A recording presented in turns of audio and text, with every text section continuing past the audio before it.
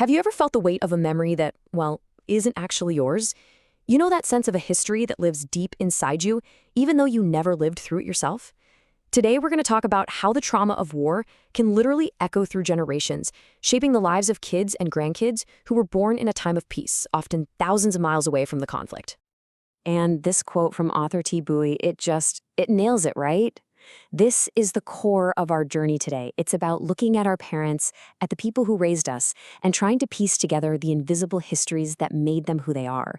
It's a quest to find the source of those echoes. Okay, so let's get into it. There's actually a name for this whole thing: transgenerational trauma.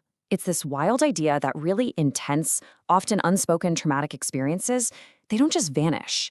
They get passed down, kind of like an heirloom, influencing the emotions, the behaviors, and even the physical health of the next generation.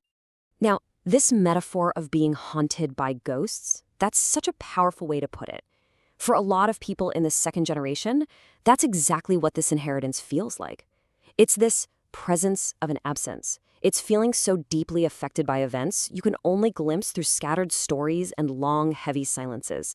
So, to understand these ghosts, we've got to go back, right back to the source. We need to understand the journey of the first generation, the ones who actually lived through the war and everything that came after.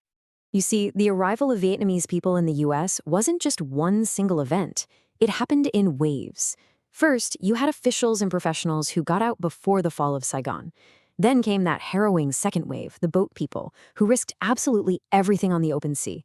And finally, there was a more organized but still incredibly tough departure program. Each one of these waves carried its own deep, unique trauma. And it's so important to remember who we're talking about here. This is the story of a very specific generation. Back in the early 2000s, only about 5% of the entire Vietnamese American population was over 65. These are the elders, the ones who hold the most direct, unfiltered memories of the war and the escape. And get this, the trauma isn't just psychological. It shows up physically. I mean, look at this. This generation faces some truly staggering health problems. We're talking extremely high rates of PTSD and depression, plus some of the highest rates of certain cancers and heart disease. The stress of their past is literally written on their bodies.